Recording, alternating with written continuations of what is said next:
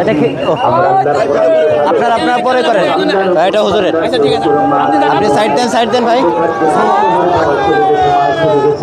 বাবা ফিরে আসবে না, মা ফিরে আসবে না, ওই বাবার জন্য হুজুর আমি ৫,০০০ দিয়ে দিলাম, হুজুর আমি ১০,০০০ ভাই সাইড দেন। বাম পাশের ভাইয়েরা, চেয়ারে যারা বসে আছেন, সামনে যারা আছেন আমার ভাইয়েরা, আল্লাহর কোন গোলাম আছেন, একটু দ্রুত সময় নষ্ট করবো না, কত পয়সা নষ্ট হয়ে যায়। আল্লাহর কোরআনের জন্য দান করে দুনিয়া করেতে পাওয়া যায়। দানকারীর পিতামাতা আল্লাহ সুখে রাখবেন কবরে, নূরের টুপি মাথায় দিয়ে ওঠার গাছরে দিয়া তুমি প্রজমন করে নিতে কথা বল। নদীর কুলায় কুলবাই নদীর খারাপ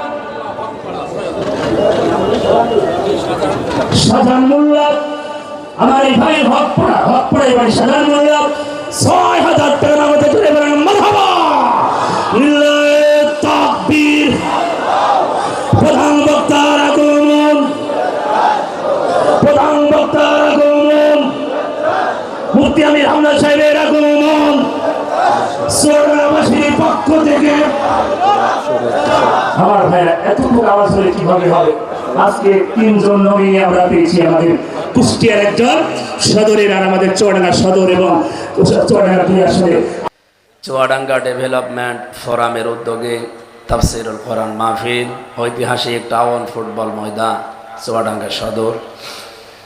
মাহফিলের সম্মানিত সভাপতি জনাব ডক্টর তৌফিকুল ইসলাম, মাহফিলের প্রধান অতিথি বাংলাদেশ জামাত ইসলামী চুয়াডাঙ্গা জেলা শাখার শ্রদ্ধাভাজন জেলা আমির জননেতা অ্যাডভোকেট রুহুল আমিন দামাত বারকাতুহুমুল আলিয়া, বিশেষ অতিথি বাংলাদেশ জামাত ইসলামী থেকে মনোনীত এই আসনের জন্যে সংসদ সদস্য প্রার্থী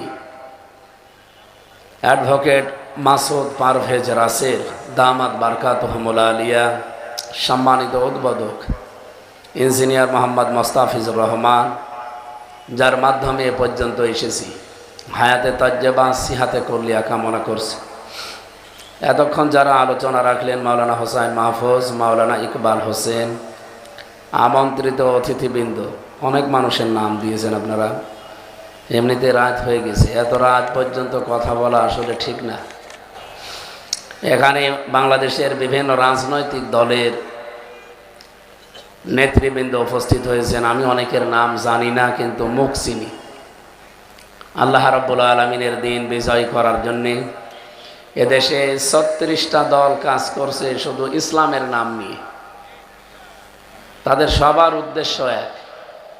আমি যদি এখন আপনাদের চুয়াডাঙ্গার জেলা সভাপতি অ্যাডভোকেট রুহুল আমিন, অনারে বলে আঙ্কেল ২০ কত হলে হয় বলেন তো? ২০, ২০। উনি যদি বলে ১০ আর ১০ ২০ হয়, ঠিক আছে? কথা বলেন কেন? এখানে যিনি আজকে যেখানে উঠেছিলাম, ওই হোটেলের মালিকের নাম শহীদুজ্জামান টরিক। ওনারে আপনি জিজ্ঞাসা করেন যে ২০ কত হলে হয়, উনি বলবে ১৫ আর ৫, ঠিক আছে? এখানে ইসলামী আন্দোলন চরমনায় জেলা সভাপতি এসেছে, ওনারে জিজ্ঞাসা করেন ২০ কত হলে হয়, উনি বলবে যে ১২ আর ৮ হলে ২০ হয়। সবারটা ঠিক আছে না ভুল? সবারটা ঠিক আছে। আমাদের টার্গেট কি বলেন না কেন? সুতরাং এদেশে ৭৩টা দলের ৪৬টা দল এদেশে হুজুরদের, কোনো অসুবিধা নেই, আরও ১০০টা হোক, কিন্তু সবার টার্গেট কি? এ জমিন আল্লাহ, বিধান চলবে আল্লাহ। এর বাইরে যারা আছে তারা এই ৪৬ দলের ভেতরে নেই। আমার কথা বোঝা যাচ্ছে? সুতরাং ৪৬ যদি আরো ১৪৬ বানান, তাদের উদ্দেশ্য থাকে যদি ২০, আলা আলাহুল খালক ওয়াল আমরু, কোনো অসুবিধা নেই। এই জন্য দেখবেন এখন আমাদের ভেতরে কোনো ঝামেলাও হয় না, কারণ আমাদের টার্গেটই এখন এই জমিনে আল্লাহর দিন বিজয় করা লাগবে। আর এই বিষয়ে কথা বললে সবচাইতে বেশি কষ্ট পাবে, খারাপ লাগবে, মন খারাপ হবে তাদের। আমি কি বানিয়ে বলবো না কোরআনে আছে বলেন তো? সূরা শূরার ১৩ নম্বর আয়াতের একটু আগে আছে, শেষের আগে এই শব্দটা আছে কাবুরা আলাল মুশরিকিনা মা তাদউহুম ইলাই। আল্লাহ পাক বলেন, হে নবী, আপনি যেদিকে মানুষকে ডাকেন যে আসো আল্লাহর বিধান এ জমিনে কায়েম করি, আনাকিমুদ্দিন ওয়ালা তাতাফাররাকু ফি, এখানে আন শব্দটা অর্থ যদি না আন, এখানে তাকিদের অর্থে পৃথিবীর যত নবীকে পাঠালাম প্রতিটা নবীর জীবনের টার্গেট ছিল এইটা, জমিন আল্লাহর, বিধান চলবে কার? হে নবী, আপনাকেও আমি এই একই কাজ দিয়েছি। এই দিন কায়েম করতে গিয়ে কোনো মত পার্থক্য মতবিরোধ করা যাবে না। সুতরাং এ বিষয়ে আমাদের যেহেতু এখন আর মতবিরোধ নেই, এ ৩৬টা দলই এখন চাচ্ছে দেশে আল্লাহর বিধান কায়েম হোক। কিছু চায় না, তারা বোঝে না তাই। আর বুঝে যদি ভুল করে, সে যদি আলেমও হয় পীরও হয়, আপনি বুঝবেন ওটা আবু জেহেল। আখনাস ইবনে শুরাইক সূরা আনআম ৩৩ নম্বর আয়াতের শানে নজুলে আছে। এই লোকটা এসে একটা গোপন ঘরে আবু জেহেলকে জিজ্ঞাসা করেছিল, নেতা, যে মোহাম্মদ যেটা বলে এটা কি সত্য না মিথ্যা? আবু জেহেল ডাক দিয়ে বলছে, আশপাশে কেউ আছে? বলছে না, ও যা বলে সব সত্য কথা, কারণ মোহাম্মদ জীবনে কোনো দিন আজ পর্যন্ত মিথ্যা বলেনি। নবীজিকে তারা পাগল উপাধি দিয়েছে, কবি দিয়েছে, গণক দিয়েছে, জাদুকর দিয়েছে, কিন্তু কোনোদিন নবীজিকে তারা মিথ্যাবাদী বলতে পারে নাই। আখনাস ডাক দিয়ে বলছে, নেতা কি বললেন? মোহাম্মদ যদি সব সত্য কথা বলে আপনি মানেন না কেন? ওই দিন আবু জেহেল বলেছিল, এই কারণেই তো তুই কর্মী আর আমি নেতা। ও যা বলে সবগুলো যদি আমি মেনে নেই তো আমার চেয়ার থাকে। বলেন তো আবু জেহেল কি বুঝে শুনে বিরোধিতা করেছিল না না বুঝে? আরো আসতে বলেন। আজ এই বাংলাদেশের দিন কায়েম হোক আমরা সবাই চাই, কিন্তু কিছু আলেম নামে দালাল দেখছি তারা চাচ্ছে না। অনেক পীর নামে কলঙ্ক তারা চাচ্ছে না। তার মানে বুঝতে হবে এগুলো ডিজিটাল আবু জেহেল। এবার আপনি যান, কার কাছে ফতোয়া জিজ্ঞাসা করবেন করেন। আল্লাহ বলছেন এ বিষয়ে কোনো মত পার্থক্য মতবিরোধ করা যাবে না। দলাদলি ফতোয়াবাদী সব এখানে বাদ। এই জায়গায় অন্তত একমত হওয়া লাগবে যে জমিন যার, বিধান তার। কাবুরা আলাল মুশরিকিনা মা তাদউহুম ইলাই, এ কথা বলতে গেলে সব চাইতে বেশি খারাপ লাগবে, মন খারাপ হবে, কষ্ট পাবে তারা যারা মুশরিক। চুয়াডাঙ্গাবাসী, এটা রেকর্ড হচ্ছে, সারা পৃথিবীতে চলছে এখন লাইভ। এই না, এত উঠাউঠি করে কারা? ছেলে সামনে বসে আবার চলে যান, মানে যান, তাড়াতাড়ি যান। এখানে যারা বসেছেন সামনে ওঠা যাবে না ভাই, এটা ক্লাস চলছে। আমি গতানুগতিক কথা বলি না, কথা বললে ওখান থেকে একটা শিক্ষা নিয়ে আসি। এদিকে তাকান।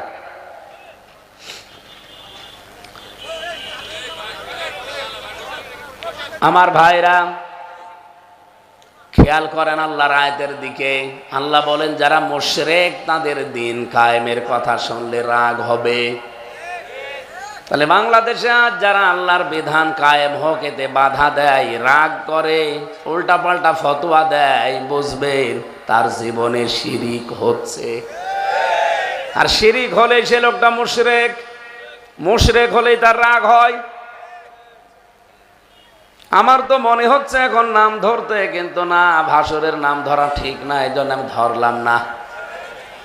আপনি বুঝে ফেলেছেন এই দেশে যেই হোক আল্লাহর বিধান কায়েমে বাধা দেবে, মন খারাপ হবে, বুঝবেন ওটা টাটকা মুশরিক।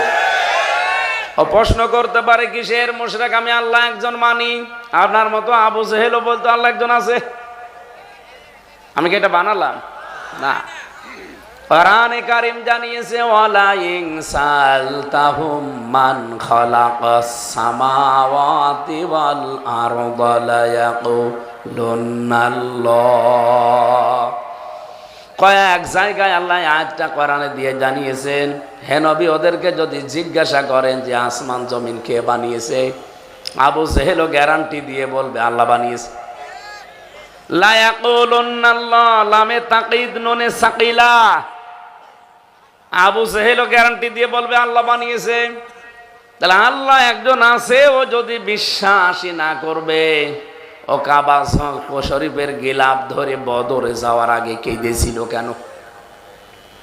আবু জেহেলের জীবনী পড়ে দেখেন, যেদিন বদরের ময়দানে যাবে ওদিন কাবার গিলাফ ধরে কাঁদছিল যে কাবার মালিক তুমি আসো, আমি জানি মুহাম্মদের বিরুদ্ধে যুদ্ধে জাস্তি অস্ত্র নিয়ে বদরের ময়দানে সত্যের পক্ষে যে আছে তাকে তুমি বিজয় দিও। ওর দোয়া কবুল হয়ে গেছে, কারণ সত্যের পক্ষে তো ছিল না, ছিল? বলেন বলেন, ও তো সত্যের বিপক্ষে ছিল। সত্যের পক্ষে যে ছিল আল্লাহ তাকে বিজয় দিয়েছে। আজও অনেকেই কিন্তু কথা বলতে গিয়ে আবু জেহেলের মতো বলে ফেলে। আপনি এমন একজন মানুষকে জাতীয় ইমাম বানিয়ে দিচ্ছেন, চিন্তা করেন জাতীয় ইমাম হওয়ার যোগ্যতা কি কি? আমি এই কোরআনে সূরা ইয়াসিনের তাফসীর পড়তে গিয়ে কেউ যদি ইমাম হতে চায়, নেতা হতে চায়, তার 5টা কোয়ালিটি মাস্ট বি লাগবে। এ শব্দটা আল্লাহ যার তার নামে দেয়নি, বিশ্ব নবীকে আল্লাহ ডাক দিয়েছেন ইয়াসিন। ইয়া হরফে নিদা, ইয়া মানে হে, সিন মানে সাজ্জেদ।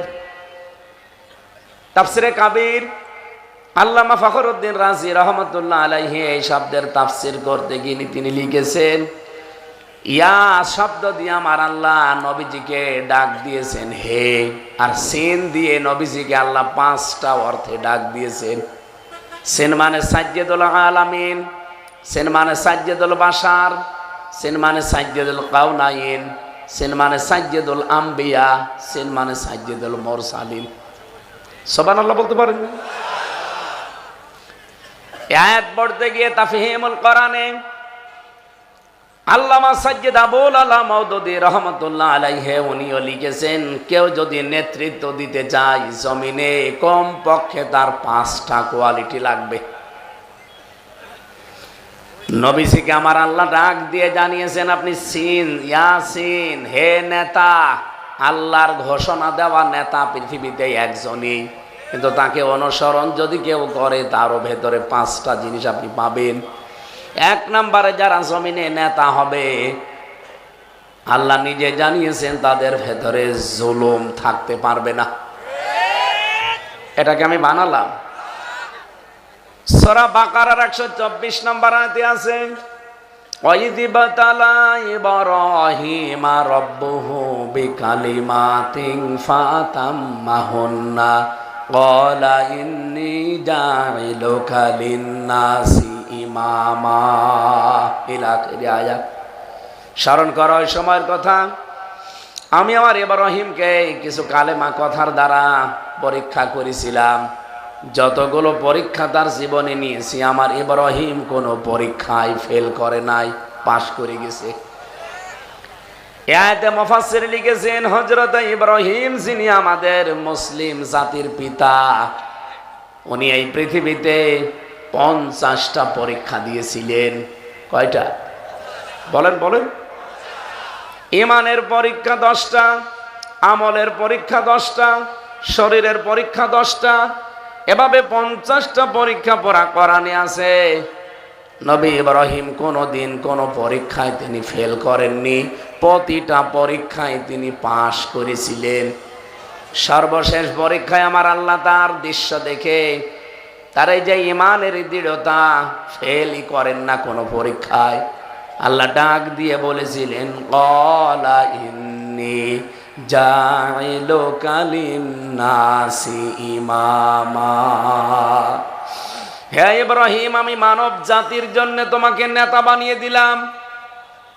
আপনি সূরা বাকারার 124 নম্বর আয়াতের যে কোনো তাফসীর খুলে দেখেন, এই আয়াতের পরবর্তীতে শব্দের দিকে হযরত ইব্রাহিম সঙ্গে সঙ্গে বলেছিলেন ক্বালা ওয়া মিন যুররিয়াতি। এই নেতৃত্ব দেওয়ার গুণাবলী, এই নেতৃত্ব দেওয়ার যোগ্যতা, দায়িত্ব, এটা কি শুধু আমাকেই দিলে, নাকি আমার সন্তানাদি যারা কিয়ামত পর্যন্ত আসবে তারাও এটা পাবে? আল্লাহ সঙ্গে সঙ্গে জবাব দিয়েছেন ক্বালা লা ইয়ানালু আহদিস যালিমিন। ইয়ানালু মুজারে, বর্তমান, ভবিষ্যৎ, প্রেজেন্ট, ফিউচার। আল্লাহ পাক ওই দিন জানিয়েছেন ইব্রাহিম কিয়ামত পর্যন্ত তোমার সন্তানাদি যারা দুনিয়ায় আসবে তারা নেতৃত্ব দিতে পারবে, কিন্তু কোন জালেমের জন্য আমার আল্লাহর ওয়াদা নেই। মুফাসসির বলেন পৃথিবীতে যারা জালেম তাদের জন্য রাজনীতি করা জায়েজ নেই। কি কথা বলেন? এই জন্য এই 15.5 বছরে যারা জুলুম করেছেন তারা কিন্তু অলরেডি নিষিদ্ধ হয়ে গেছে রাজনীতিতে। এটা হচ্ছে ডক্টর মোহাম্মদ ইউনূস আদালত এদেশে কোরআন দিয়েই মনে হচ্ছে ফায়সালা দিয়েছে যে জালেম যারা তারা রাজনীতি করতে পারবে না। আবার যদি কেউ জালেম হয়ে ওঠে তার জন্য এদেশে আইন আসতে পারে, তারও রাজনীতি করা নিষেধ। আল্লাহ রাব্বুল আলামিন এই মানুষগুলোকে একটা দৃষ্টান্ত দিয়েছেন, চোখে আঙ্গুল দিয়ে দেখাচ্ছেন ফাতিলকা বুয়ুতুহুম খাবিয়াতাম বিমা যালামু। সূরা নমলের ভেতরে পাবেন 19 নাম্বার পারার 20 নাম্বার পৃষ্ঠার 7 নাম্বার লাইনের 52 নাম্বার আয়াতে আছে, প্রথম অংশে আছে। আল্লাহ পাক বলেন এই সেই ঘরগুলো যেগুলো আজ জনশূন্য হয়ে আছে, পরিত্যক্ত হয়ে আছে, কেউ আর সেখানে যেতে চায় না।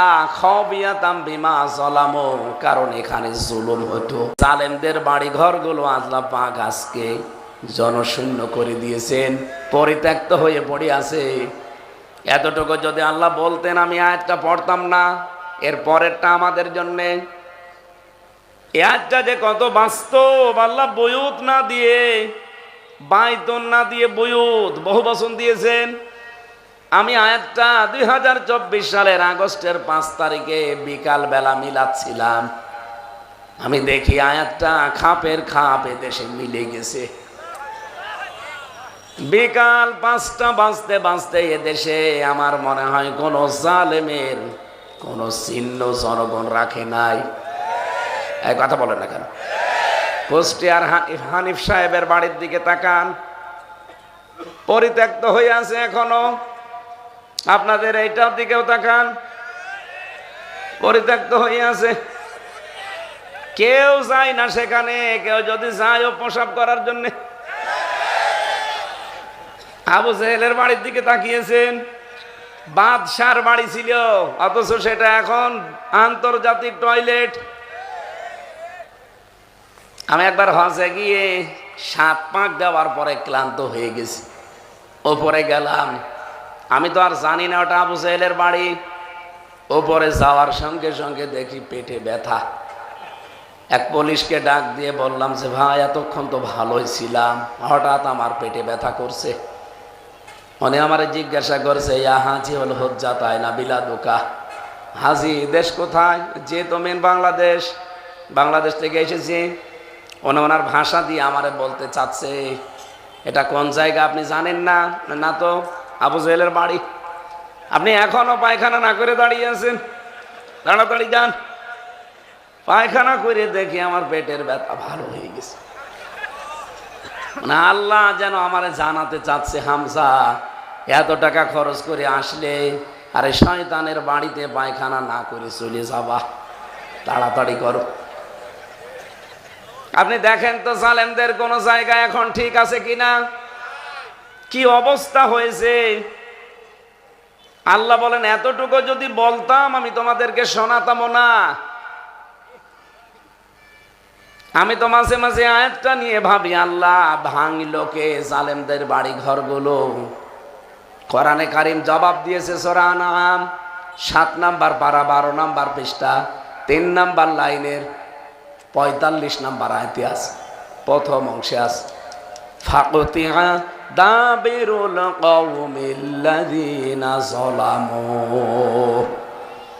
আল্লাহ পাক বলেন জালেমদের বাড়ি ঘর, জালেমদের শিকড় কেটে ফেলা হয়ে গেছে।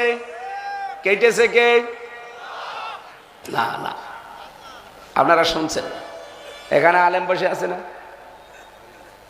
কতিয়া এটা মজহুল, এর ফাইল বা কর্তা জানা নেই। বলেন তো সারা দেশে জালেমরা যেখানে যেখানে টর্চার করেছে এই জায়গাগুলো যে মাটির সাথে মিশে গেল, শিকড় পর্যন্ত আজ নেই, ভেঙেছে কে? আবার বলে আল্লাহ এর ফাইলই জানা নেই, কর্তা জানা নেই, কে ভেঙেছে কেউ জানে না। হানিফ সাহেব যদি জীবনে কোনোদিন ফিরে আসে আর বাড়ি ভাঙার মামলা দেয়, একজনও খুঁজে পাবে না, কারণ কেউ জানে না ভেঙেছে কে। এই যে বলছিলাম এর পরের অংশটা আমার জন্যে, আমাদের জন্যে, এবার শোনেন। ইন্না ফি যালিকা লাআয়াতাল লিকাওমিন ইয়ালামুন। আল্লাহ বলেন অবশ্যই, ইন্না আবার মাঝে আবার লাম দিয়েছেন, অবশ্যই এর ভেতরে শিক্ষা আছে যারা জ্ঞানী তাদের জন্যে। সুতরাং আমরা যেহেতু জ্ঞানী মানুষ, আমাদের শিক্ষা নেওয়া দরকার। জালেমদের এত বড় শিকড় যেখানে কেটে ফেলা হয়ে গেছে, নব্য জালেম যদি কেউ হতে চায় তার শিকড়ও থাকবে না। এখানে নেতা হতে হলে প্রথম গুণ জুলুম মুক্ত হওয়া লাগবে আপনাকে। জীবনে যদি জুলুম থাকে আপনার জন্য নেতৃত্ব দেওয়া জায়েজ নেই। এ ফতোয়া কার? শুধু আজকের জন্যে? কেন আলো মজারে, বর্তমান ভবিষ্যৎ মানে কিয়ামত পর্যন্ত। আর আমার তো মনে হচ্ছে যে দেশের অবস্থা যা, এদেশে কিয়ামত পর্যন্ত আর কোনো জালেম নেতা হতে পারবে না। যেই গজাবে জনগণ আবার তাকে 33 নাম্বার করে দেবে। 32 নাম্বার কয় নাম্বার হয়েছে? 33। এই জন্য আমাদের শিক্ষা নেওয়া দরকার। নেতৃত্বের গুণাবলীগুলো আল্লাহ মুহাম্মদুর রাসূলুল্লাহকে সব দিয়েছিলেন। ওনাকে সাজ্জাদুল আলামিন বলা হয়, আলম না, আলামিন। এরকম জগৎ যত বানিয়েছেন আল্লাহ, সব জগতের জন্য উনি নেতৃত্ব দিয়েছেন, নেতা ছিলেন। সাজ্জাদুল বাশার বলা হয়, বাশার মানে মানুষ। কেউ যদি প্রশ্ন করে যে আমি মানুষ কিন্তু মুহাম্মদুর রাসূলুল্লাহর নেতৃত্ব মানি না, ও মানুষ না। মানুষের বিপরীত কি? যা হয় তাই। আমি যে আয়াত পড়েছি সূরা আলে ইমরানের ৭৭ নম্বর আয়াত, এর ৮১ নম্বর আয়াতটা একটু মিলিয়ে দেখবেন বাড়ি যেয়ে। শুধু আমাদের মতো মানুষ না। ওয়াইযে আখাযাল্লাহু মিসাকান নাবিয়্যিনা লামা আতাইতুকুম মিন কিতাবি ওয়া হিকমা ইলা আখির আয়াত। আল্লাহ পাক বলেন যখন আমি গ্রহণ করেছিলাম অঙ্গীকার, যত নবী এই দুনিয়ায় পাঠিয়েছি সব নবীর কাছে তোমাদের কাছে যে কিতাব আছে, হিকমত আছে, তোমাদের যা দিয়েছি, তোমাদের এটা সত্যতা প্রমাণ করার জন্য একজন রাসূল আসবে। সুম্মা জাআকুম রাসূলুম মুসাদ্দিকুল লিমা মাআকুম। তোমাদের কাছে যা আসে এটা সত্য প্রমাণ করার জন্য একজন রাসূল আসবে। তিনি যখন আসবে লা তুকমিনুন্না বিহি ওয়া লা তানসুরুন্না, 1 নাম্বার তোমাদের দায়িত্ব হবে তার প্রতি ঈমান আনা, এবং 2 নম্বরে তাকে সাহায্য করা। আল্লাহ এতটুকু শেষ করেননি, এর পরেরটা দেখেন। ক্বালা আকরারতুম ওয়া আখাযতুম আলা যালিকুম ইসরি ক্বালু আকরারনা ক্বালা ফাশহাদু ওয়া আনা মাআকুম মিনাশ শাহিদিন। আল্লাহ বলেন তোমরা কি আমার এই অঙ্গীকার মেনে নিলে, গ্রহণ করলে? তারা সব জবাব দিয়েছে, হ্যাঁ আমরা মেনে নিলাম। আল্লাহ বলেন আমি সাক্ষী থাকলাম। চুয়াডাঙ্গাবাসী, আয়াতটা পড়লে আমার এখন আফসোস লাগে এই বাংলাদেশের দিকে তাকিয়ে। নবীরা যার নেতৃত্ব মেনে নিয়েছেন, নবীরা যার স্বীকৃতি দিয়েছেন, অথচ আমরা এখন নবীর উম্মত দাবি করার পরেও তাকে আজ মানতে চাই না। আমি আপনাকে বাঁচাতে এসেছি, দিলের কান দিয়ে শুনবেন। আল্লাহ বলেন ফামান তাওয়াল্লা বাদা যালিকা ফাউলাইকা হুমুল ফাসিকুন। এরপরেও যদি কেউ মুখ ফিরিয়ে চলে যায় তারাই ফাসিক, দুষ্কৃতিকারী। বলেন নাউজুবিল্লাহ। আফা গায়রা দীনিল্লাহি ইয়াবগুন ওয়ালাহু আসলামা মান ফিস সামাওয়াতি ওয়াল আরদ তাওআও ওয়া কারহাও ওয়া ইলাইহি ইরজাউন। বলেন আল্লাহু আকবার। আল্লাহ প্রশ্নবোধক চিহ্ন দিলেন, ইন্টারগেটিভ সেন্টেন্স এটা। হরফে ইস্তেফাম দিয়েছেন আফা গায়রা দীনিল্লাহি ইয়াবগুন। তারা কি আল্লাহর জীবন ব্যবস্থা যেটা দিন হিসাবে পাঠিয়েছি এটা বাদ দিয়ে অন্য কিছু তালাশ করে? অথচ আসমান জমিনে যা আছে সবাই ইচ্ছায় অনিচ্ছায় আমি আল্লাহর কাছে স্যালেন্ডার করে দিয়েছে, এবং তাদের সবাইকেই ফিরে আসা লাগবে কার কাছে? আরো সরে বলেন। চুয়াডাঙ্গাবাসী কোরআনে কারিমের আয়াতগুলোর সামারাইছে, মানুষ দাবি করে কেউ যদি মুহাম্মদুর রাসূলুল্লাহর নেতৃত্ব না মানে ও আর মানুষ থাকে না, এর বাইরে যেটা আছে ওইটা হয়ে যায়। আপনি কি হতে চান? বলেন বলেন। 2 নাম্বার। 3 নাম্বারটা সাজ্জিদুল কাউনাইন। কাউনাইন মানে উভয় জগৎ। শুধু এই জগতে না, এই পৃথিবীতে এবং আর একটা জগৎ যে সামনে আসছে, উভয় জগতে মুহাম্মদুর রাসূলুল্লাহ আমাদের। বলেন, আপনি কি মনে করছেন ওই জগতে তারে লাগবে না? উনি যদি সুপারিশ কারো পক্ষে না করে সে সামনেও যেতে পারবে না। 4 নম্বরে উনি ছিলেন সাজ্জিদুল আম্বিয়া। শুধু আমাদের মতো মানুষের নেতা না, নবীদেরও নেতা। 5 নম্বরে ছিলেন সাজ্জিদুল মুরসালিন। শুধু নবীদের না, উনি রাসূলদেরও নেতা ছিলেন। আল্লাহ পাক একজনকে শুধু এই নামটা ধরে ডাক দিয়েছেন। আপনি দেখবেন পৃথিবীর কোন নবীকে আমার আল্লাহ ইয়াসিন বলেন নাই, বিশ্ব নবীকে স্পেশাল ভাবে এই নামটা দিয়েছেন। বলেন সুবহানাল্লাহ। সেই নবীর খতমে নবুয়ত নিয়ে আমরা শুনছি সারা দেশে, এমনকি ঢাকাতে এত বড় বিশাল অনুষ্ঠান হয়ে গেল, কোটি কোটি টাকা খরচ করে দেশ বিদেশের বিভিন্ন মেহমানরা এসেছিল বক্তব্য দিতে। এদিকে তাকান। যাদেরকে কাফের ঘোষণা দেওয়ার জন্য এতগুলো মানুষ এক জায়গায়, বিশ্বের এত বড় বড় মুসলিম দেশ থেকে তারা মেহমান নিয়ে এসে ঘোষণা দিচ্ছি, আমরাও ছিলাম। কাদিয়ানীদের সাথে মিশেছেন আপনারা? আমি কুষ্টিয়াতে কাদিয়ানীদের মসজিদ আছে, নামাজও পড়ে। আমার শ্বশুর বাড়ি উথলি, ওখানে কাদিয়ানীদের মসজিদ আছে, ওরা নামাজও পড়ে। কুষ্টিয়ার বড় বাজারে আমি জিজ্ঞাসা করলাম ওদের কয়েকজনকে যে তামাম পৃথিবীর সব আলেমরা আপনাদের কাফের বলে, কি করেন আপনারা? ওরা আমাকে জাগিয়ে বলছিল সূরা আহজাবের যে 40 নম্বর আয়াত আছে, এই আয়াতের ভেতরে 4 ভাগের 1 ভাগ একটা শব্দ যেটা 3টা অক্ষর দিয়ে তৈরি, ওইটা আমরা মানি না, বিশ্বাসও করি না। আমি তেলাওয়াত করলাম তাদের সামনে, মা কানা মুহাম্মাদুন আবা আহাদিম মির রিজালিকুম। মুহাম্মদ সাল্লাল্লাহু আলাইহি সাল্লাম ছিলেন না পিতা, তোমাদের ভেতরে কোনো প্রাপ্তবয়স্ক অ্যাডাল্ট পুরুষের পিতা ছিলেন না।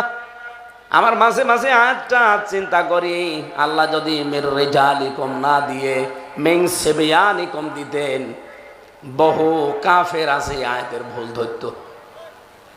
কিভাবে বলেন তো? উনি তো পিতা ছিলেন পুরুষের, কিন্তু অ্যাডাল্ট পুরুষের পিতা ছিলেন না, ছোট পুরুষের পিতা ছিলেন। এই জন্য ছোট ছোট পুরুষ মানুষকে বলা হয় সিবিয়ান, শিশু, সাবিজুন সিবিয়ান। কিন্তু বড় পুরুষ যারা প্রাপ্তবয়স্কে তাদেরকে রিজাল বলা হয়। এদিকে তাকান ভাই, খুব গুরুত্বপূর্ণ বিষয়। বাইরের দেশগুলোতে যাবেন, মাঝে মাঝে যদি যাওয়ার সুযোগ হয়, আমি যে কোনো দেশে গেলে আগে বিশ্ববিদ্যালয় যাই। এমনকি কাফের যে সমস্ত দেশগুলো আছে ইহুদি, খ্রিস্টান, বৌদ্ধ, এই দেশগুলোতে বিশ্ববিদ্যালয় গেলে দেখবেন ওদের লাইব্রেরিতে সর্বপ্রথম উপরে কোরআন শরীফ রাখা। থাইল্যান্ডের মতো একটা অর্ধ উলঙ্গ দেশ, খ্রিস্টান কি বৌদ্ধ বেশি, ওখানে ওদের বিশ্ববিদ্যালয়ে দেখবেন উপরে কোরআন শরীফ রাখা আছে। সিঙ্গাপুরের মতো জায়গায় বিশ্ববিদ্যালয়ে কোরআন শরীফ উপরে রাখা আছে। আপনি কি মনে করছেন ওরা রেখে দিয়েছে সম্মান করার জন্যে? ওরা চিন্তা করে যালিকাল কিতাবু লা রাইবা ফিহি, কোরআনে কোনো ভুল নেই, সন্দেহ নেই, দেখি ভুল বের করা যায় কিনা। কিন্তু আশ্চর্যের বিষয় ১৫০০ বছর চলছে, আজও তারা ভুল ধরতে পারে নাই, পারবেও না। চার্লস স্টিফেনের জীবনী পড়ছিলাম, একজন পপ সঙ্গীত শিল্পী, বিশ্বের ভেতরে নাম করা, ওই যে মাইকেল জ্যাকসনের মতো। আমেরিকার একটা টাওয়ারে উঠছিল ১২০ তলা, ৭৫ তলা পর্যন্ত যেতে যেতে একটা গানের আওয়াজ ভেসে আসতেছে কানে। চিন্তা করছে বহু শিল্পীর গান আমার কাছে আছে, আমি নিজেও তো গান বলি, গান তৈরি করি, এত সুন্দর গান ভেসে আসে। লিফট বেয়ে নিচে নেমেছে, অর্ধ উলঙ্গ 2টা মেয়ে লোক সাথে ছিল, বলছে যা রুমে যা, আমি আসতেছি। নিচে নেমে এসে দোকানদারকে জিজ্ঞাসা করছি এত সুন্দর গান, এ গানের সুরকারকে, এর লেখককে?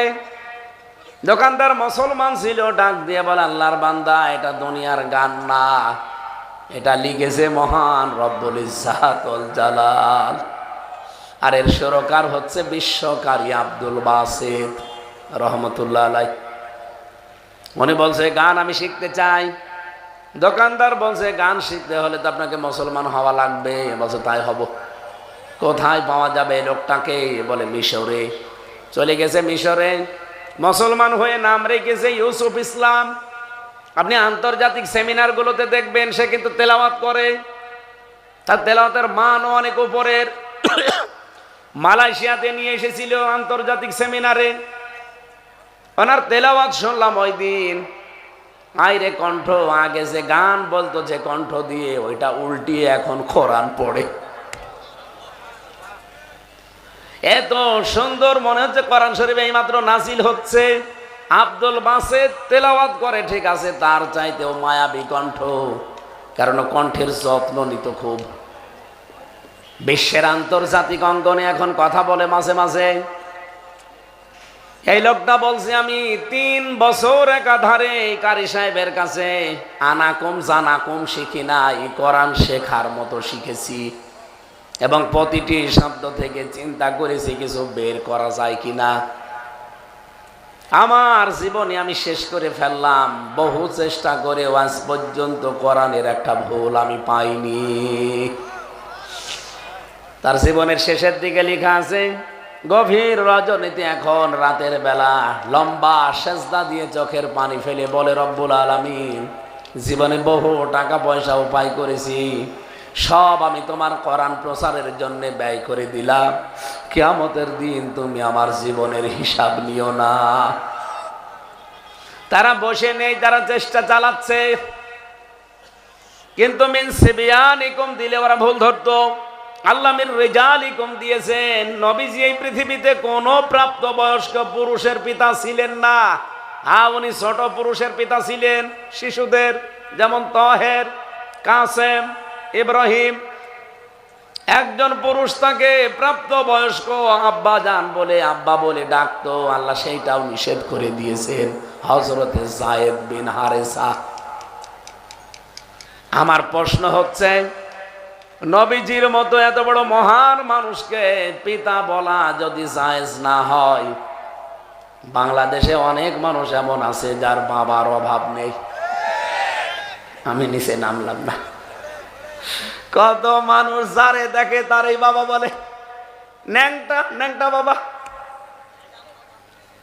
কত বাবা বের হয়েছে, আপনি লিস্ট করেন এদেশে বাবার অভাব আছে। এক কথা বলে দেখেন, বলেন তো বাবা বেশি হওয়া ভালো না খারাপ? যার বাবা যত বেশি তার জন্ম না।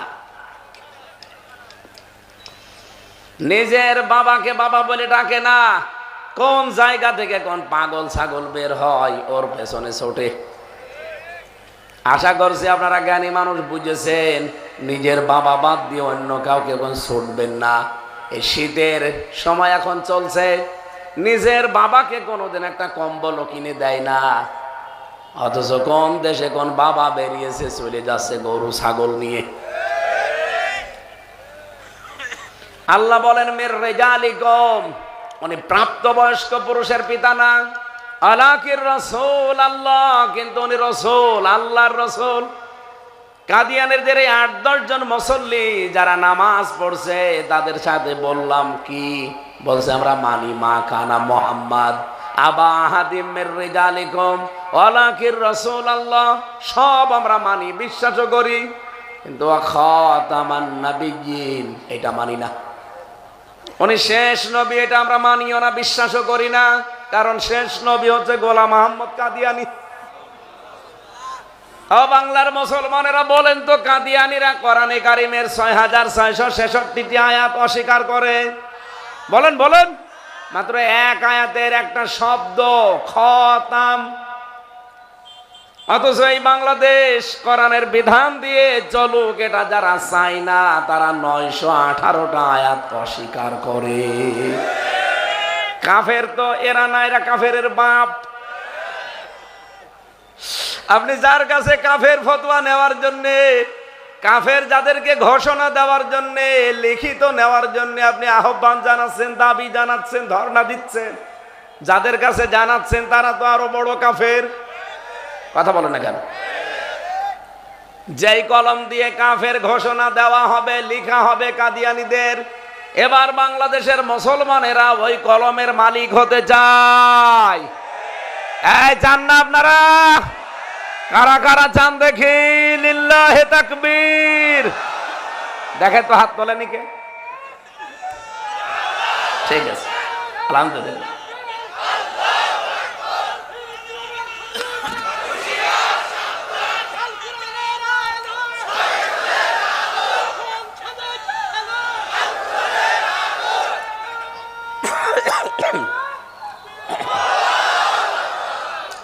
হ্যাঁ, এইটাই ফাইনাল কথা। আগামী থেকে আর কারো কাছে ধর্ণা দেওয়া লাগবে না। আর পরিবেশও আল্লাহ তৈরি করে দিয়েছে। আমরা অনেককে চেষ্টা চালাচ্ছিলাম যে আপনারা বলেন, রাষ্ট্রীয় ক্ষমতায় গেলে আপনারা লিখিত দেবেন, তারা এদিকে ওদিক ঘুরে গেছে, যেটা আইনের ব্যাপার, আরো মার প্যাচ আছে। কিন্তু আমার মনে হয় যারা মুসলিম, কোরআনের এই শব্দটা যারা মানে না, তারা অলরেডি ওই দিন ঘোষণা দিয়েছে, আমরা যদি যেতে পারি কাদিয়ানীদের অমুসলিম ঘোষণা আমরা করব রাষ্ট্রীয়ভাবে। কথা বলেন না কেন? তারা করতে চায় না কেন? কারণ তারা জানে এরা মাত্র একটা শব্দ মানে না, আর আমরা শরিয়া আইনে বিশ্বাস করি না, তার মানে আমরা ৯১৮টা আয়াত মানি না। তা আমরা তো ওদের বাপ, আমি কোন কারণে ওদের কাফের ঘোষণা দেব? ওদের দেওয়ার আগে আমারে ঘোষণা আগে দেব। আমি আশা করছি কথা আপনারা বুঝেছেন। না বোঝার ভান করে আছেন কে? হাত তোলেন তো। আপনি বোঝেননি? এদিকে আসেন। কানের নিচে এমন জোরে দুইটা দেব আপনি বুঝে ফেলবেন। আপনি এখনো বোঝেননি। চুয়াডাঙ্গায় বাস করা আপনার ঠিক না, জেলা শহরে থাকেন আর বোঝেন না মানে? এবার কি আর এই কলমের যারা মালিক তাদের কাছে কি ধর্ণা দেওয়া লাগবে, না কলমের মালিক হওয়া লাগবে? এই ৫৪ বছর আমরা ইসলামকে শুধু অনুরোধের জায়গায় রেখেছি, এবার আদেশের জায়গায় নিয়ে যাব ইনশাআল্লাহ। আর সেই পরিবেশও আমার মনে হয় আল্লাহ এখন তৈরি করে অলরেডি দিয়েছে, বাকিটা আমাদের একটু চেষ্টা করা লাগবে। ইন্নাল্লাহা লা ইউগায়্যিরু মা বিকওমিন হাত্তা ইউগায়্যিরু মা বিআনফুসিহিম। আল্লাহ বলেন, কোন জাতির ভাগ্য আমি পরিবর্তন করি না যতক্ষণ তারা নিজেদের ভাগ্য পরিবর্তনের চেষ্টা না করে। আল্লাহ তো করে দিতে চায়, আমাদের চেষ্টাটা আল্লাহ দেখবে। এই চেষ্টাও যদি আপনি ভুলে যান, না করেন, গাফেলতি করেন, আল্লাহর কি দোষ আছে? আরো জোরে বলেন। আমরা যেমন সুন্নাত পালন করে নবীজির, আল্লাহরও সুন্নাত আছে। আমি কোরআনে কারিমে আল্লাহর অনেকগুলো সুন্নাত পেয়েছি। আল্লাহ পাক বলেন আমার নিয়ম নীতি, আমার সুন্নাত হচ্ছে জমিনে যারা জুলুম অত্যাচার নির্যাতনের শিকার হয় তাদেরকে আমি রাষ্ট্রীয় ক্ষমতা দিয়ে দেই। এটা আমি বানালাম। সূরা কাসাসের ৬ নম্বর আয়াতে আল্লাহ দিয়েছেন অনুমাক্কিনা লাহুম ফিল আরদি ওয়া নুরিয়া ফিরআউনা ওয়া হামানা ওয়া জুনুদাহুমা মিনহুম মা কানু ইয়াহযারুন। আল্লাহ বলেন আমি জমিনে তাদের শাসন ক্ষমতা দেব। এখানে ফাইল কে? কর্তা। ফাইল কে? আল্লাহ বলেন আমি দেব তাদেরকে, আমি জমিনের শাসন ক্ষমতা দেব। কেন দেব জানো? ফেরাউনকে আমি দেখাবো। দেখাবে কে? আরো জোরে বলেন। এদেশের ইসলামপন্থী যারা এরা এবার দেখাবে না, এবার সরাসরি দেখাবে আল্লাহ নিজে। অনুরিয়া ফিরআউনা হামানা, আমি ফেরাউনকে দেখাবো, হামানকে দেখাবো। ও জুনুদাহুমা, তাদের সৈন্যবাহিনীদেরকে দেখাবো। মিনহুম মা কানু ইয়াহযারুন, যাদের ব্যাপারে সবচাইতে বেশি তারা ভয় পেত, আশঙ্কা করত, আমি আল্লাহ তাদেরকে জমিনের ক্ষমতা দিয়ে দেখাবো। প্রশ্ন আসতে পারে ফেরাউন তো এখন দুনিয়ায় নেই, আছে, পুরুষটা নেই, মহিলা আছে। এক কথা বলে না কেন? যেটা ছিল ওটা আর এক ফেরাউন। এটা জীবিত মানুষকে ৮ বছর একটা মাটির নিচে ঘরের ভেতরে বন্দি করে রাখে, এটা ফেরাউনও রাখে নাই। আপনি ফেরাউনের জীবনী পড়েন, আয়না ঘরের দৃশ্য যেহেতু আমার কাছ থেকে দেখা, আমি নিজেও ছিলাম কয়েকদিন, আমি জানি যে কোঠেও কঠিন জায়গা এটা। বিদেশে এক সাংবাদিককে বলেছিলেন অ্যাডভোকেট তাজুল ইসলাম যে আপনি শুধু এই ঘরের ভেতরেই 2 দিন থাকবেন। উনি মাত্র 2 ঘন্টা থাকার পরে বের হয়ে বলছে এখানে কোনো মানুষের থাকা সম্ভব না। অথচ ওই রকম জায়গায় ব্যারিস্টার আরমান 8 বছর ছিল, আমান আজমি ভাই 10 বছর ছিল ওই রকম জায়গায়। আমার জীবন থেকে ওই রকম জায়গা 10 দিন কেটেছে, কিন্তু আমারটা মিনি, ওনারা ছিল বিগটায়। আমি তো দেখেছি জায়গাটা কত মারাত্মক। এমনিতে ভয় মরে যাবেন, চারিদিকে অন্ধকার, নিজের শরীরও দেখা যায় না এমন অন্ধকার, দিন কখন রাত কখন কেউ জানে না। এমনকি মাটির নিচে হওয়ার কারণে কোনো আওয়াজও উপরে পৌঁছায় না।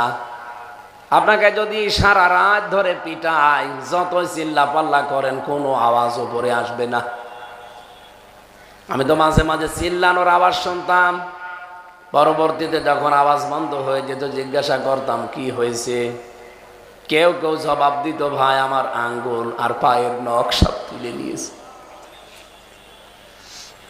চট্টগ্রামের একজনকে পেয়েছিলাম ছাত্র দলের, ওরা আমার আগে নিয়ে গেল,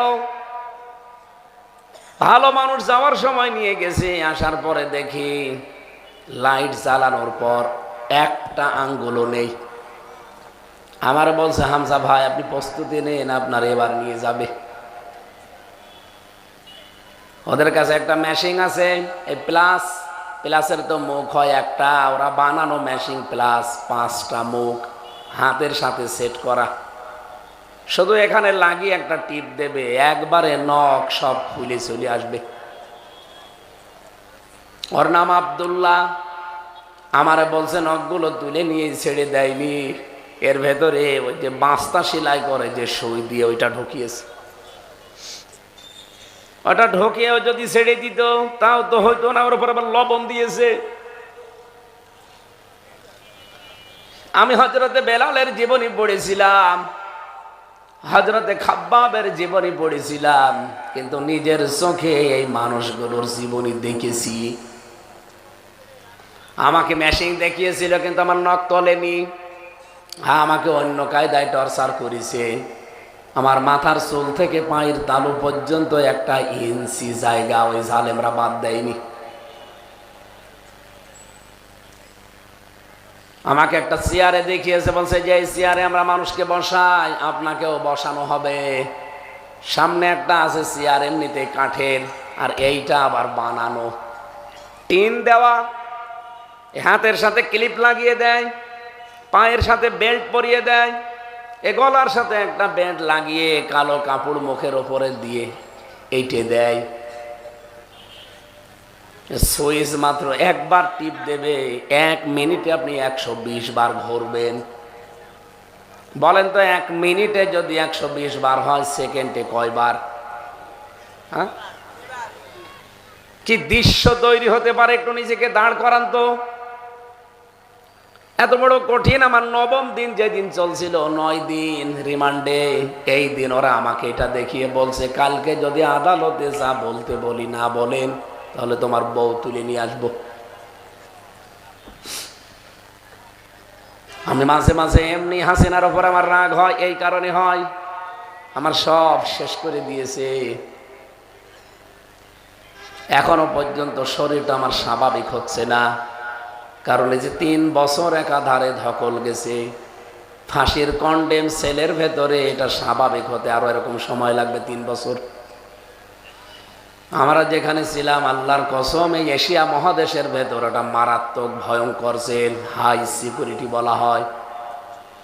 ওখানে 3000 লোকের ভেতরে প্রায় 1600 ফাঁসির আসামি। মানে মানুষের জীবন ওখানে প্রতিদিন যায়, কিছুই না। আমার সামনে দিয়ে নিয়ে চলে যাচ্ছে, কি বলে ফাঁসি আজকে।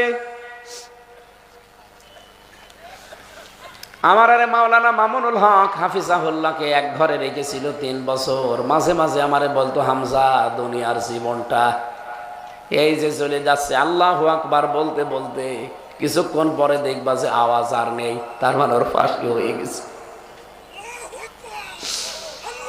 শহীদ মীর কাশেম আলী রহমতুল্লাহ আলাইকে পাহারা দিত কুতুবউদ্দিন ভাই কারারক্ষী। আমারও পাহারায় পড়েছিল এই লোকটা। একদিন বলছে, হামজা ভাই, আমি এখন একটা জিনিস মিলাতে পারিনি। শহীদ মীর কাশেম আলী রহমতুল্লাহ আলাই যেদিন ফাঁসি হবে, মাত্র 3 ঘন্টা বাকি আছে ওনার, সন্ধ্যা 7টা থেকে 10টা পর্যন্ত। ওনারা এসে বললাম, স্যার আপনি প্রস্তুতি নেন, অফিস থেকে শুনে আসলাম আজকে আপনার ফাঁসি। দড়ি রেডি হয়ে গেছে, জল্লাদ শাহজাহানও রেডি আছে। কাশেম আলী ডাক দিয়ে, ঘন্টা ঘুম আসা সম্ভব না, আপনি একটু ঘুমান তো দেখি, তো আপনাকে শুধু বলবো যে কালকে আপনার ফাঁসি, আজকে থেকে আপনার ঘুম বন্ধ হয়ে যাবে। ফেরাউনের জীবনীও পড়েছিলাম, এই লোকটা এত খারাপ ছিল না, ওকে খারাপ বানিয়েছিল ওর মন্ত্রী হামান। আল্লাহ এই জন্য 2য় নম্বরে হামানের নাম দিয়েছেন ও হামানা। হামানের জীবনও পুরাপুরি পড়েছি। হামান এই লোকটার জীবন চরিত্র পড়তে গিয়ে, শরীর পড়ছিলাম যে ওর শরীর কেমন দেখে, বর্ণনা করতে গিয়ে দেখলাম ওর টাক ছিল। আপনি দেখেন এই দেশে হামান মানকা মন্ত্রী যারা, কামরুল টাক, মোরাদ টাক, এই কামাল মজুমদার টাক, বাকিগুলো টাক আছে অনেক, আমি বললাম না। এগুলো ওকে ফাল দিত, ওকে শুধু পাম দিত, হাওয়া দিত।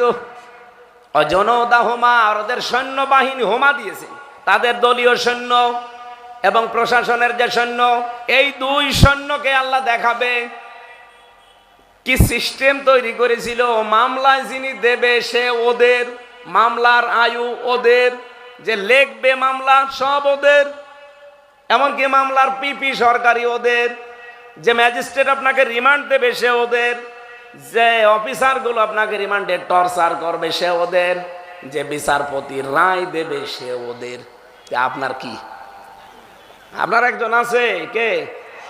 আরে না, আল্লাহ তো আছে। একজন আপনার পক্ষে শুধু এই যে অ্যাডভোকেট রাসেল, ওর কথা শুনলেও চলে, না শুনলেও চলে, কলা গাছ দাঁড়িয়ে থাকে। আর বাকিগুলো জালেমদের সব। আমি তো নিজে এসে হিসাব করে দেখলাম 8টা ধাপে ধাপে সাজানো। আমার সেখানে কি করার আছে? এই কঠিন মুহূর্তে মহান আল্লাহ পাক এরকম কঠিন মুহূর্তে যারা টিকে থাকতে পারে, এই মানুষগুলোর জন্য সাহায্য পাঠান। চুয়াডাঙ্গাবাসী আমি এখান থেকে মিলিয়েছি, আল্লাহর সিদ্ধান্ত যেহেতু, আল্লাহ বলানো নরিয়া ফেরাউনা, আমি ফেরাউনকে দেখাবো। ওকে আল্লাহ মারবে না, ওকে মাস্ট বি দেখাবেই। আর আমরা চাই ও যেন আসে ফিরে। ফাঁসি যদি নাও হয়, অন্তত কন্ডেম সেলে 3 বছর থেকে, অন্তত আমার মতো একটু থেকে দেখ। 3 বছর যাওয়া লাগবে না, 3 দিনেই মনে হয় পটল তুলবে। যদি ওইরকম কড়াকড়ি করে, সিসি ক্যামেরা দিয়ে রাখবেন, 24 ঘন্টাকে কথা বলবেন না, এমনি মরে যাবে। আয়না ঘর তো ভেঙে ফেলিস।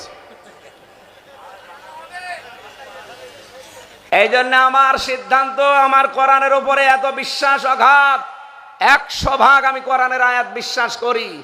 এই বাংলাদেশে এবার আল্লাহর এই সুন্নাত কায়েম হবে, ইসলাম এদেশে কায়েম হবে। আপনি যদি সাথে যেতে চান, আপনাকে নিয়ে কায়েম হবে। আপনি যদি যেতে না চান, আপনাকে রেখে হলো এবার ইসলাম কায়েম হবে। কথা বলেন ঠিক কিনা? কারণ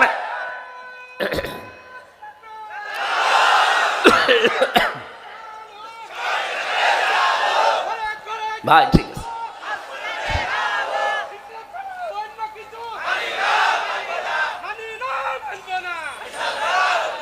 এই যে সিদ্ধান্তের কথা বলছি সুন্নাত, এটা কি আমির হামজার না আল্লাহর? আল্লাহর কোন সিদ্ধান্ত বাস্তবায়নে কেউ বাধা হয়ে দাঁড়াতে পারে? আর দাঁড়ালে ওটা হয়। ফেরাউন দাঁড়িয়েছিল, নমরুদ দাঁড়িয়েছিল, পারে নাই। সুতরাং যারা বিরোধিতা করছেন হয়তো না বুঝে অথবা অন্য কোনো কারণে, আপনারা ফিরে আসেন। এবারে দেশে ইসলাম কায়েম হবেই। আপনি যেতে চাইলে আপনাকে আমরা সাথে নিয়ে যেতে চাই, যেতে না চাইলে আপনাকে রেখে হলেও ইসলাম কায়েম হবে ইনশাআল্লাহ। আমার আজকের আলোচনার বিষয় আমি নোট করেছিলাম, কিয়ামতের ওই কঠিন ময়দান যেদিন কায়েম হবে, 12 প্রকার মানুষের দিকে আল্লাহ তাকাবেও না, তাদের প্রতি কোনো দয়াও দেখাবে না।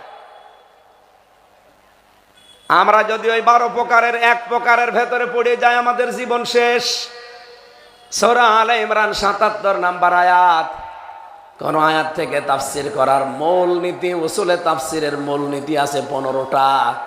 তার ভেতরে কোন আয়াত থেকে বলতে গেলে আগের আয়াত পরের আয়াতের সাথে সম্পর্ক কি, এরপরে শানে নজুল আছে, ঐতিহাসিক প্রেক্ষাপট বলার পরে আপনাকে মূল শিক্ষা, বাস্তব ব্যাখ্যা। তাফসিরে মাযহারিতে আল্লামা সানাউল্লাহ পানিপত এরকম 15টা দিয়েছেন। আমরা যেহেতু সব কিছু প্রায় অলরেডি অনেক কিছু বলে ফেলেছি, মূল কথায় চলে যেতে চাই। আর এত গভীর হয়ে গেছে জন্য মূল কথা বলছি। রব্বুল আলামিন বলেন, ইন্নাল্লাযীনা ইয়াশতারুনা বিআহদিল্লাহি ওয়া আইমানিহিম সামানান কলিলা। নিশ্চয় যারা বিক্রি করে দিয়েছে, ইয়াশতারুনা বিআহদিল্লাহি ওয়া আইমানিহিম সামানান কলিলা, আল্লাহর সাথে কৃত অঙ্গীকার এবং তাদের শপথ সমূহ অল্প মূল্যে যারা বিক্রি করে দিয়েছে, উলাইকা লা খালাকা লাহুম ফিল আখিরাহ, তাদের জন্য আখিরাতে কোনো অংশ আল্লাহর বাকি রাখেন নাই। ওয়ালা ইউকাল্লিমুহুমুল্লাহ, আল্লাহ নিজে তাদের সাথে কথা বলবেন না। ওয়ালা ইউযাক্কিহিম ওয়ালা ইয়ানজুরু ইলাইহিম ইয়াওমাল কিয়ামাহ, আল্লাহ পাক তাদের দিকে তাকাবেনও না। ওয়ালা ইউযাক্কিহিম, তাদেরকে পবিত্র করবেন না। ওয়ালাহুম আযাবুন আলীম, তাদের জন্য যন্ত্রণাদায়ক আযাব আল্লাহ রেডি করে রেখেছেন। এটা আয়াতের বাংলা অর্থ ছিল। এই পেশাব পায়খানার জন্য হলে যাবেন, এমনিতে চলে যান নাকি শেষ করে দেব? আর একটু বলা যায় না? এখানে আমরা 2টা বিষয় পেলাম আয়াতের ভেতরে। আল্লাহর সাথে কৃত অঙ্গীকার এবং আল্লাহর সাথে যারা শপথ করেছি আমরা, এই 2টা যারা দুনিয়ার মোহে পড়ে অল্প মূল্যে আমরা বিক্রি করে দেই, আল্লাহ ইন্নাল্লাযীনা দিয়েছেন, যে বা যারা এই পৃথিবীতে আল্লাহর সাথে কৃত অঙ্গীকার আপনার কি ছিল, এটা আপনাকে আগে জানা লাগবে। 2 নম্বরে তার সাথে আপনার শপথগুলো কি কি ছিল। এ কোরআনে কারিমে পড়তে গিয়ে আমরা আল্লাহর 17টা শপথ পেয়েছি এবং আল্লাহর সাথে কৃত অঙ্গীকার পেয়েছি। এগুলো যদি দুনিয়ায় কেউ পূরণ করতে না পারেন, আল্লাহ পাক নিজে বলেন, উলাইকা লা খালাকা লাহুম ফিল আখিরাহ, তাদের আখিরাতে কোনো অংশ আমি আল্লাহ আর বাকি রাখি না। উলাইকা শব্দটা যখনই আমি পড়ি, তখন মনে হয় আল্লাহ তার কুদরতি হাত এইভাবে চুয়াডাঙ্গার মনে করেন এই টাউন ফুটবল মাঠের দিকে দিয়ে বলছে, এই মানুষগুলোর জন্যে কোনো অংশ আর বাকি থাকবে না। ওয়ালা ইউকাল্লিমুহুমুল্লাহ, তাদের সাথে আমি আল্লাহ কথা বলবো না। ওয়ালা ইয়ানজুরু ইলাইহিম ইয়াউমাল কিয়ামাহ, কিয়ামতের দিন আমি আল্লাহ নজরও দেব না। আল্লাহ নজর দেবেন না মানে আল্লাহর রহমতের দয়া তার দিকে দৃষ্টি থাকবে না, আল্লাহ তাদের পবিত্রও করবেন না তাদেরকে। এবার আসেন একটা একটা করে আমরা আয়াতের তাফসীরের দিকে যাই। এই পৃথিবীতে আসার আগে একটা জায়গায় আমরা ছিলাম, এই যে জগৎ বলা হয়, আমি জগৎ সিস্টেম পড়েছি প্রায় 6টা। তাফসীরের ভেতরে এসেছে প্রথম জগৎ ছিল আলমে আরওয়াহ, রূহের জগৎ। ওই জায়গায় আল্লাহ আমাদের সাথে একটা অঙ্গীকার নিয়েছিলেন, ওয়াইদা খাযা রাব্বুকা মিন বানি আদামা মিন যুহুরিহিম যুররিয়াতাহুম ওয়া আশহাদাহুম আলা আনফুসিহিম আলাস্তু বিরাব্বিকুম ক্বালু বালা শাহিদনা।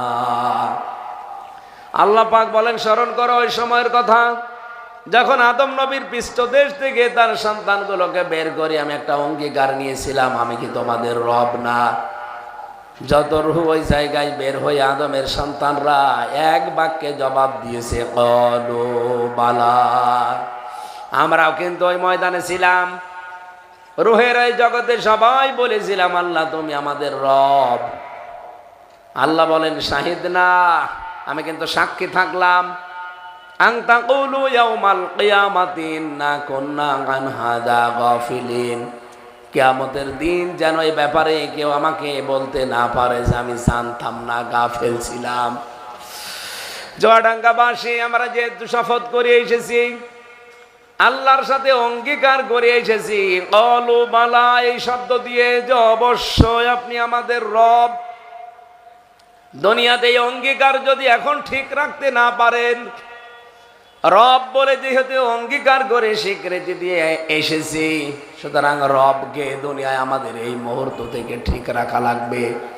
কোন মানুষ যদি রবকে ঠিক রাখতে না পারে, কিয়ামতের দিন ভয়াবহ অবস্থায় আমার আল্লাহ তার সাথে কথা বলবে না। বলেন নাউজুবিল্লাহ। ইউকাল্লিমু, এটা মোজারে, বর্তমান ভবিষ্যৎ, প্রেজেন্ট ফিউচার। এখন আল্লাহ কথা বলছে না তাদের সাথে যারা আল্লাহর সাথে কৃত অঙ্গীকার রব বলে স্বীকৃতি দিয়ে দুনিয়ায় যারা রবের বিধান মানছেন না, রবকে যারা মেনে চলেন না। আপনি পীর সাহেব হতে পারেন, কিন্তু আপনি ভণ্ড পীর। রব মানে সৃষ্টিকর্তা, রব মানে লালন পালনকারী, রব মানে আইনদাতা, এরকম 19টা অর্থ আছে।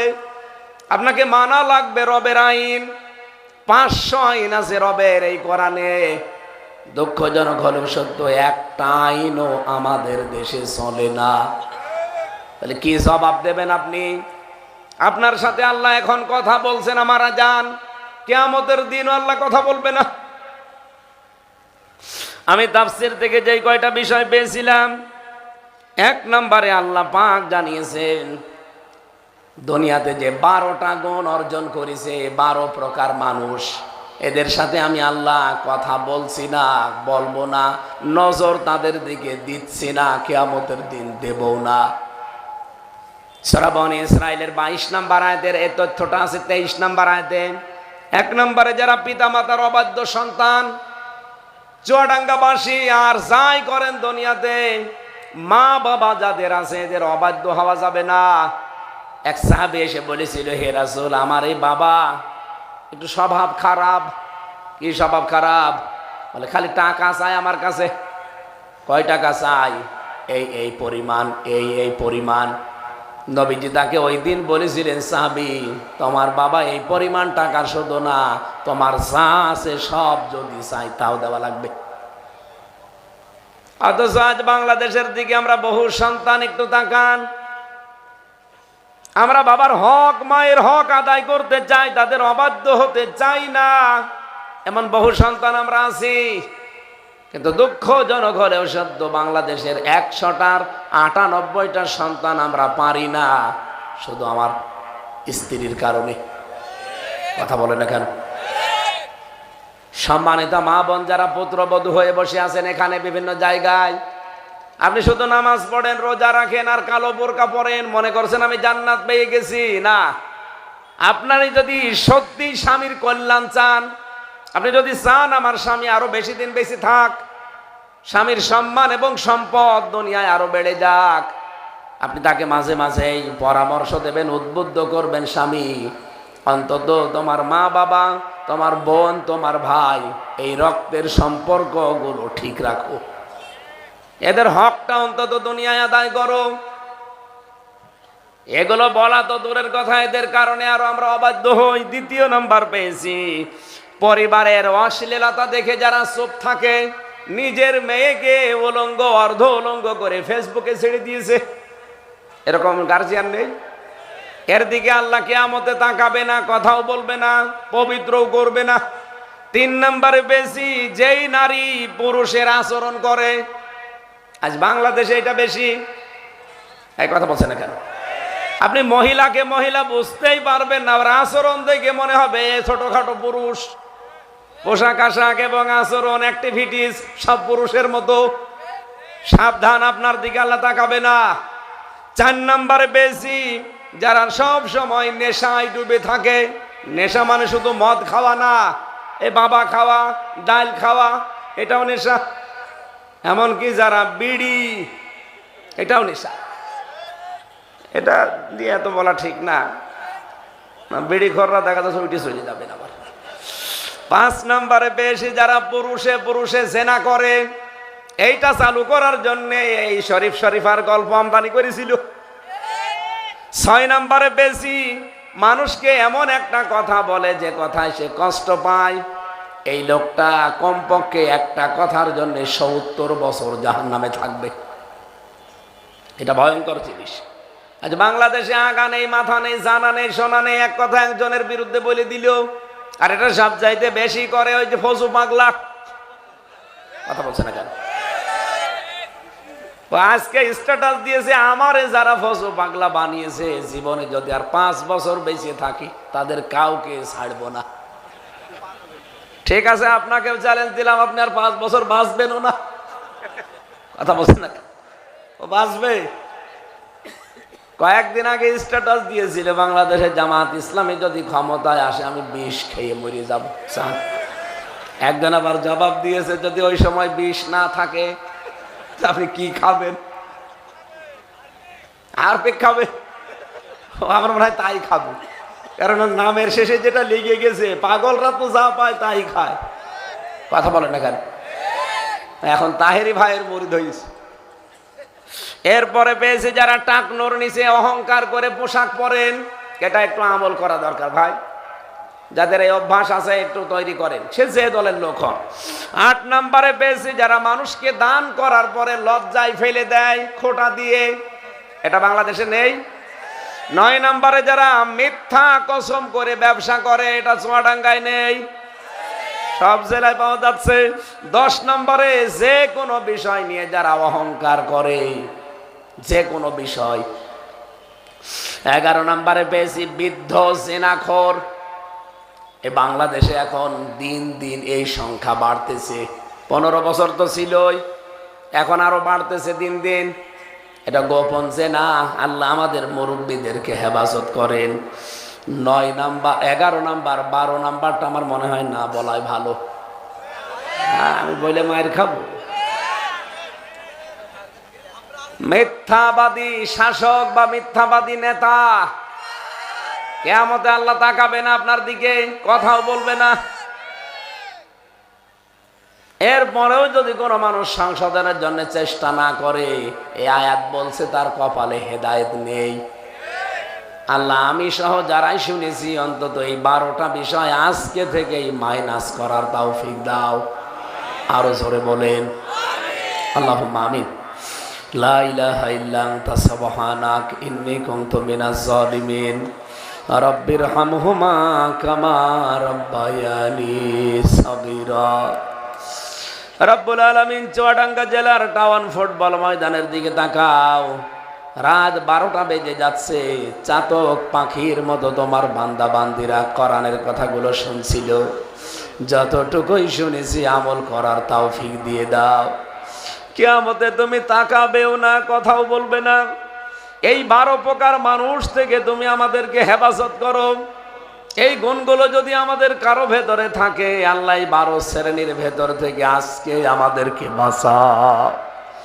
এই মাহফিলটা করার জন্যে ইঞ্জিনিয়ার মোস্তাফিজুর রহমান সহ যত মানুষ চেষ্টা চালিয়েছে, আল্লাহ প্রত্যেকটি মানুষকে তুমি কোরআনের খাদেম বানিয়ে দাও।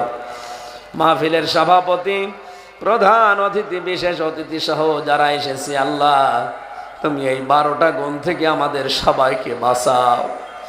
সম্মানিতা মা বোনদেরকে তুমি খাদিজাতুল কুবরার মতো, আয়েশা সিদ্দিকার মতো বানিয়ে দাও। পরিবারে অনেকের শান্তি নেই, আল্লাহ স্বামী স্ত্রীর ভেতরে মিল মহব্বত তৈরি করে দাও। বড় স্বপ্ন, 3টা বছর জেলে আমি একই দোয়া করেছি, আল্লাহ যদি বের করো জেল থেকে, কোরআনের সমাজ আমাদেরকে দেখার সুযোগ দিও। আমার বিশ্বাস দোয়া কবুল হয়ে গেছে। আল্লাহ চর্ম চোখে একবার হলেও কোরআনের রাজ দেখার সুযোগ দাও।